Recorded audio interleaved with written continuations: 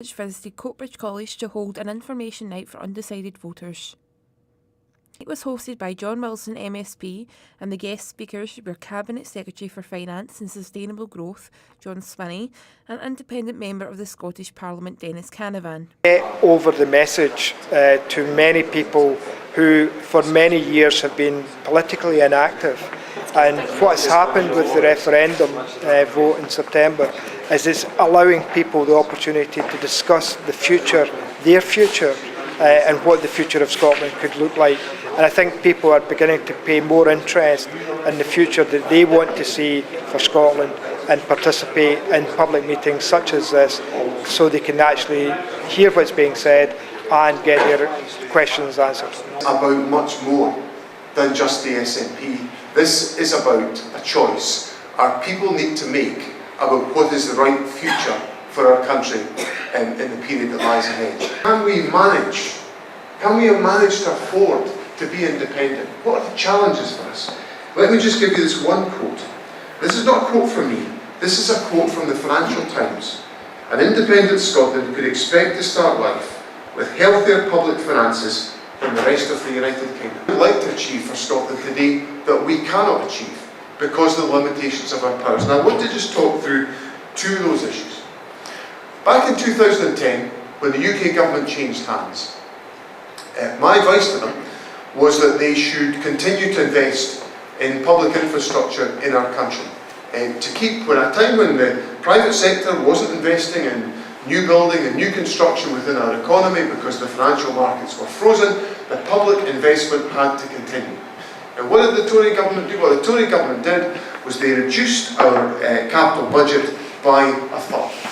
And that restricted our ability to invest in construction projects, to get people, to keep people in employment, and it undoubtedly had the effect of prolonging the economic recession.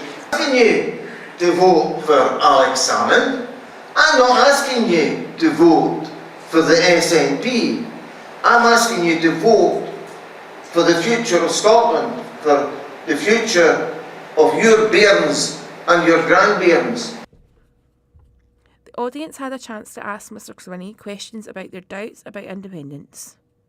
In everyday life, before we start getting any revealing question of voting, and because this issue is so intertwined with the future of our society, then I think it's right that young people should be able to make that contribution to this referendum.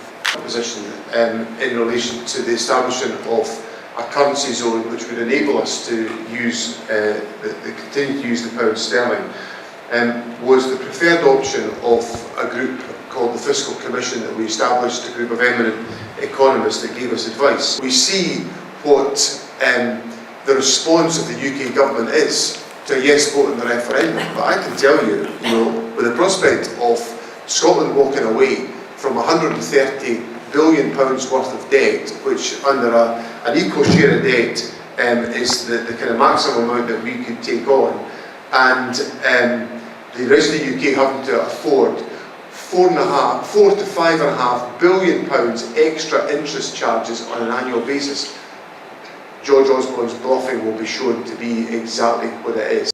The night was successful due to a high turnout and people were pleased with the answers. I thought it was a very good night. It's events like this that we've got to engage with the community. Both sides, both yes and better together.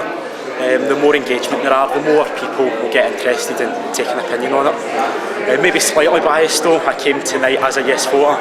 I'll leave tonight as a yes voter as well.